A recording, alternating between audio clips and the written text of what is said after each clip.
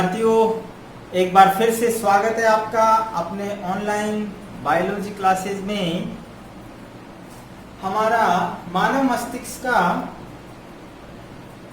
Topic चल रहा था, जिसमें पिछली वीडियो के अंदर हमने पढ़ा कि मानव मस्तिष्क को 3 भागों में विभक्त किया गया है, जिसमें अग्र मस्तिष्क, मध्य मस्तिष्क, पश्च मस्तिष्क। अग्र मस्तिष्क में फिर से हमने 3 भाग विभाजित किए हैं, प्रमस्तिष्क, घ्राणपिंड और अग्र मस्तिष्क पश्च।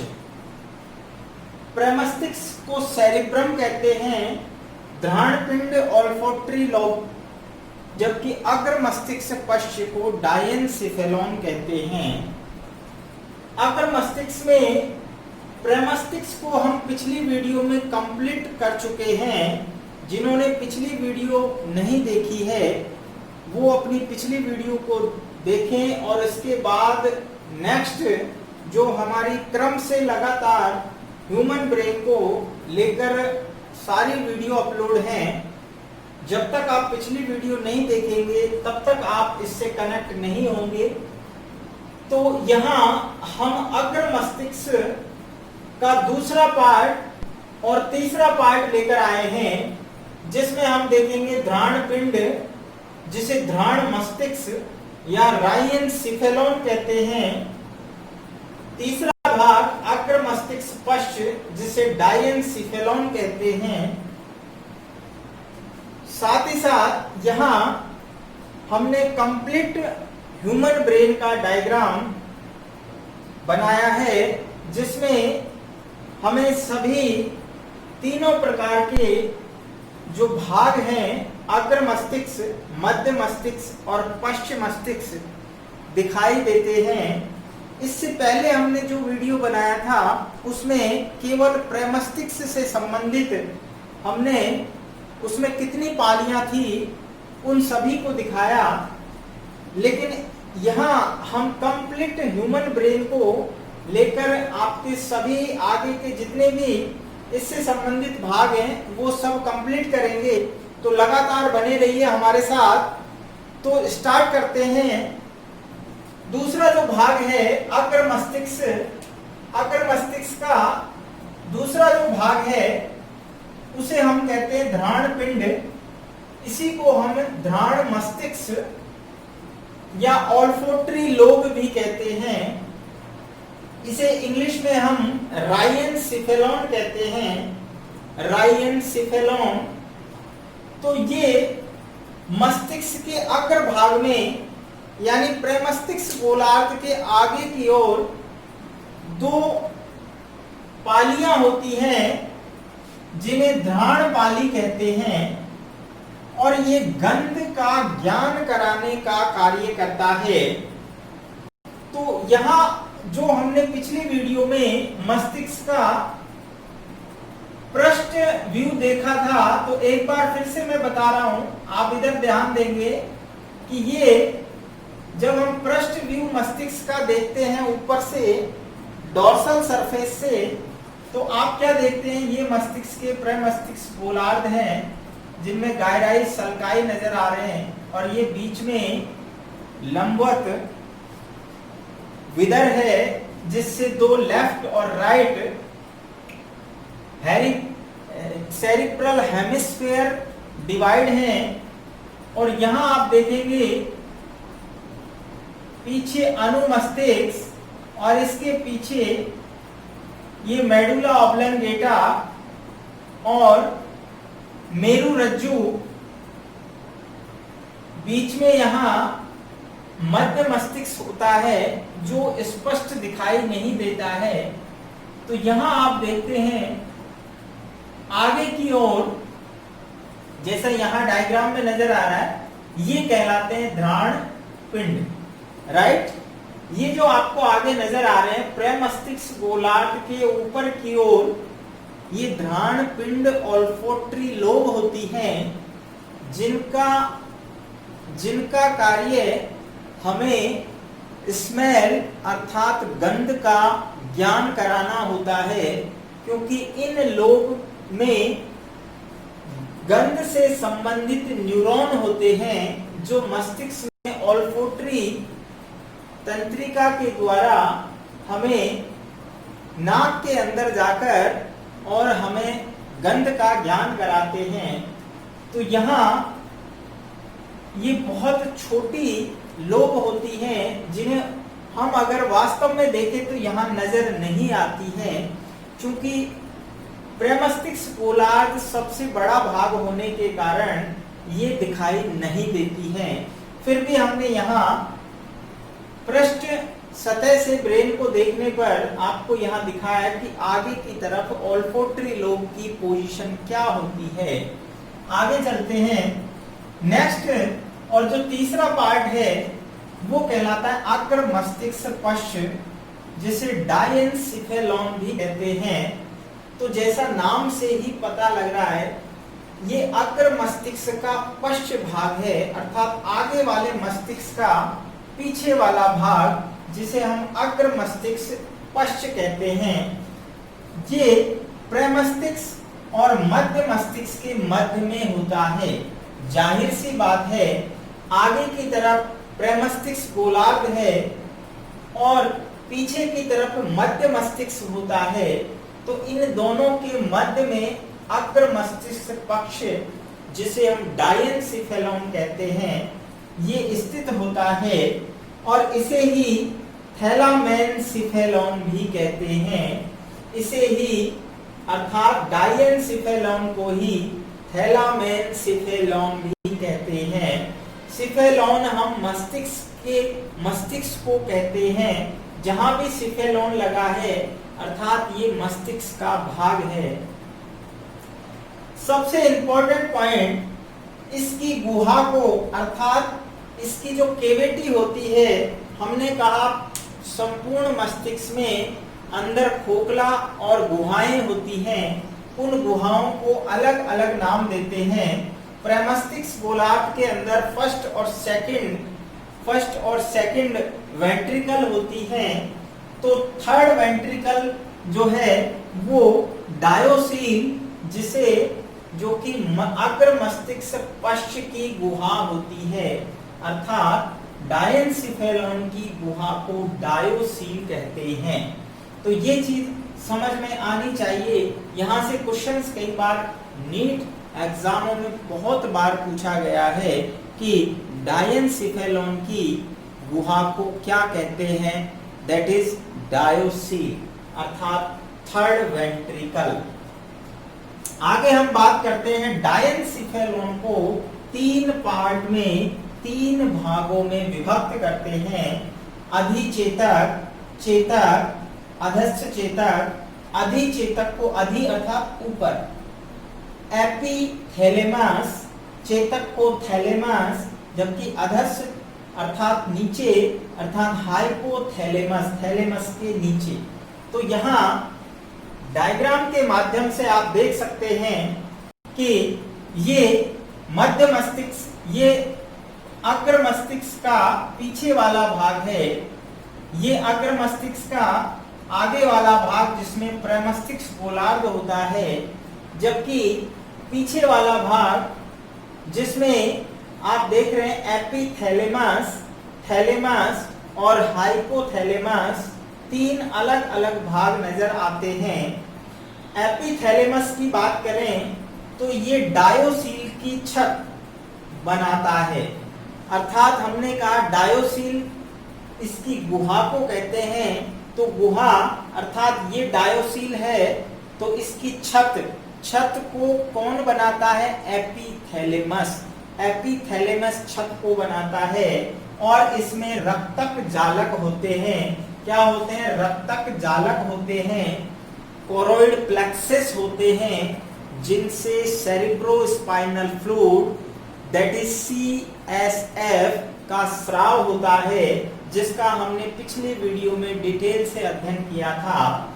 इसके अलावा सबसे महत्वपूर्ण यहाँ पर पीनियल ग्रंथि, जो मस्तिष्क के अंदर हम एक सबसे छोटी अंतःस्रावी ग्रंथि की बात करते हैं, पीनियल बॉडी या पीनियल कार्ड, जिसे पीनियल ग्रंथि भी कहते हैं, जिससे मेलाटोनिन हार्मोन का स्राव होता है, जो कि हमारे शरीर की जैविक घड़ी अर्थात बायोलॉजिकल क्लॉक कहलाती है, जिसके बारे में हम एंडोक्राइनो ग्लैंड अर्थात अंतःस्रावी तंत्र में डिटेल से पढ़ेंगे।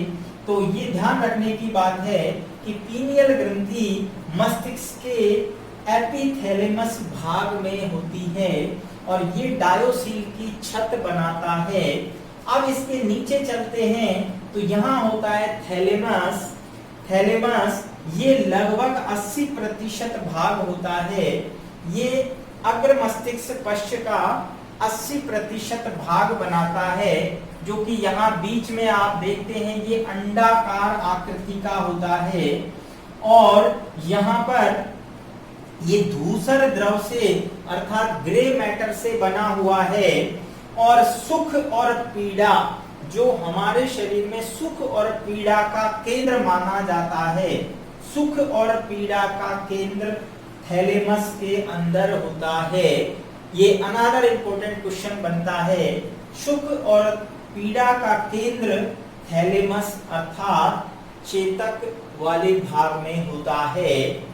नेक्स्ट थर्ड जो सी भाग है, जिसे हमने ए बी सी अर्थात जो सी वाला भाग है उसे हम कहते हैं हाइपोथैलेमस।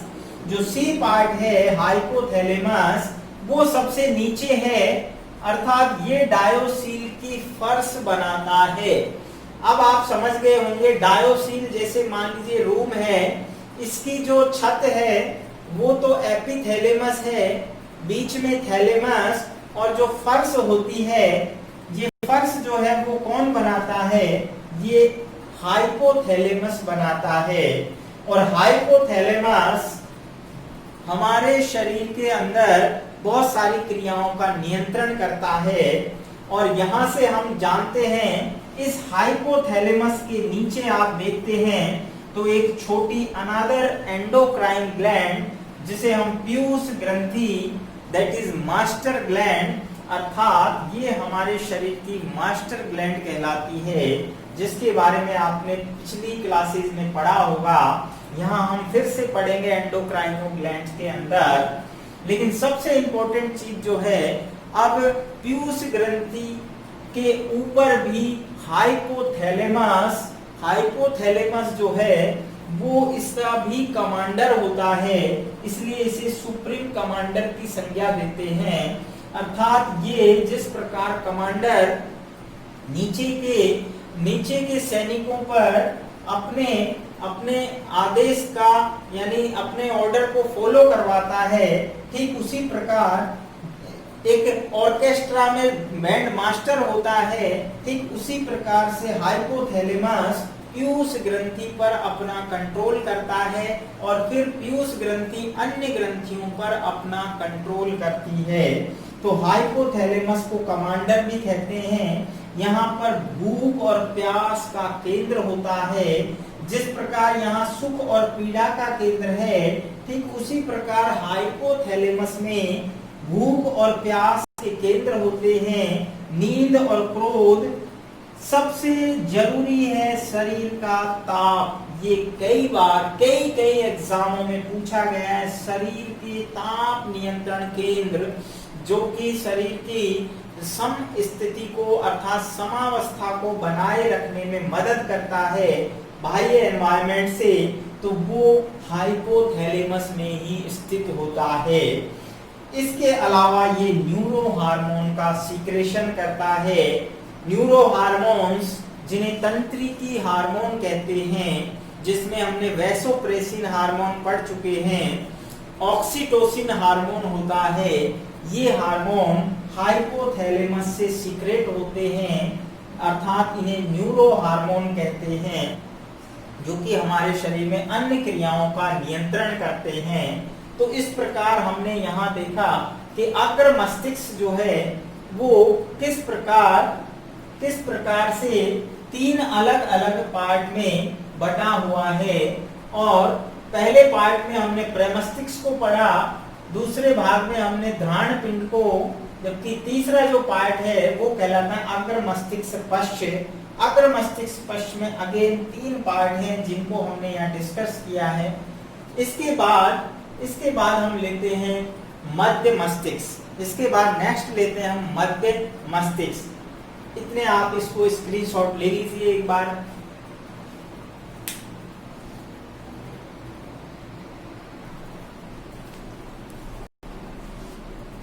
तो नेक्स्ट हम देखते हैं कि मध्य मस्तिष्क जो होता है उसमें कौन कौन से भाग हैं।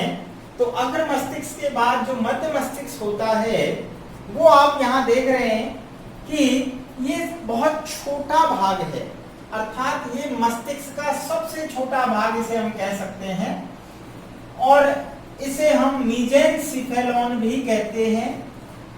मध्य मस्तिष्क को जो मिड ब्रेन होता है उसे हम मीजेनसेफेलॉन भी कहते हैं। और सबसे छोटा भाग होता है, ये मस्तिष्क का सबसे छोटा भाग होता है।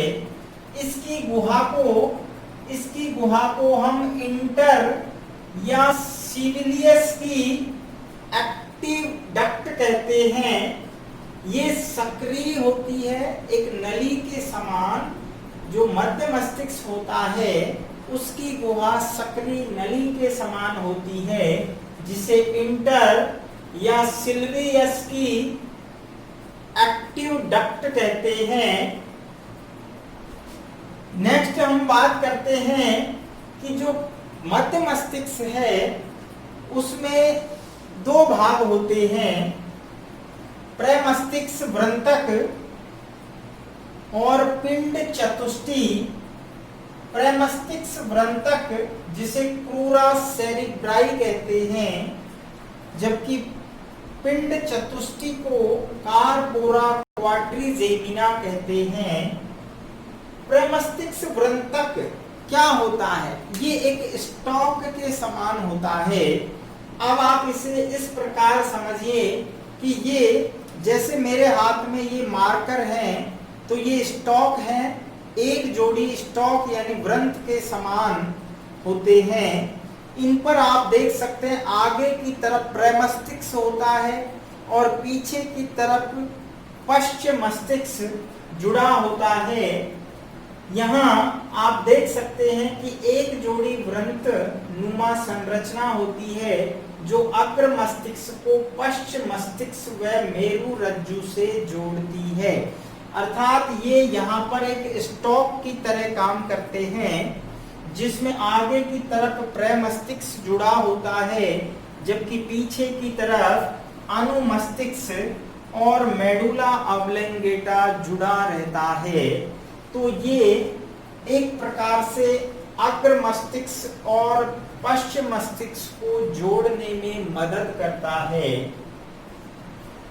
अगली बात, जो दूसरा भाग है जिसे पिंड चतुष्टी अर्थात कार्पोरा क्वाड्रिजेमिना कहते हैं, तो अभी हमने देखा था कि यहाँ पर जो बीच में 4 पिंडक दिखाई देते हैं पृष्ठ सतह पर देखने पर, यहाँ आप देख सकते हैं 4 गोलाकार पिंड होते हैं। 4 गोलाकार पिंड होते हैं और ये पिंड चारों मिलकर कार्पोरा क्वाड्रिजेमिना अर्थात पिंड चतुष्टी कहलाते हैं। ये चारों गोलाकार पिंड, प्रत्येक की अगर हम बात करें तो इन्हें हम कॉलिक्यूलस कहते हैं। कॉलिक्यूलस, चारों को मिलाकर कार्पोरा क्वाड्रिजेमिना कहते हैं। यदि हम कार्य की बात करें तो ये 2 ऊपर वाले जो होते हैं जिन्हें ऊर्ध कॉलिक्यूलस अर्थात सुपीरियर ऑप्टिक लोब, ये दृष्टि संबंधी प्रवर्तन केंद्र होते हैं इनमें, जबकि नीचे वाले इंफीरियर अर्थात अधो कॉलिक्यूलाई होते हैं, ये श्रवण संबंधी प्रवर्तन केंद्र की तरह काम करते हैं। अर्थात यहाँ पर श्रवण संबंधी प्रवर्तन केंद्र रिफ्लेक्स एक्शन होता है, जबकि सुपीरियर कॉलिक्यूलाई जो होते हैं अर्थात ऊपर वाले जो हैं उनमें दृष्टि संबंधी प्रतिवर्तन केंद्र पाया जाता है, अर्थात ये दृष्टि संबंधी प्रतिवर्तन केंद्र की तरह कार्य करते हैं। तो इस प्रकार हमने मस्तिष्क के अंदर अग्र मस्तिष्क और मध्य मस्तिष्क को कंप्लीट कर लिया है। चूंकि मस्तिष्क बड़ा पार्ट है, इसका जो पश्च भाग होता है जिसे पश्च मस्तिष्क कहते हैं, जिसमें भी हम 3 भाग अलग अलग पढ़ेंगे, अनुमस्तिष्क, पोन्स वेरुलाई और मेडुला ऑब्लंगेटा। तो इसको हम नेक्स्ट वीडियो में लेते हैं। तो देखते रहिए, लगातार मिलते हैं नेक्स्ट वीडियो में। आपको कंप्लीट ब्रेन की सभी क्वेश्चंस को भी कराया जाएगा, इसलिए नेक्स्ट वीडियो के लिए हम मिलते हैं अगली बार। तैयार रहिए।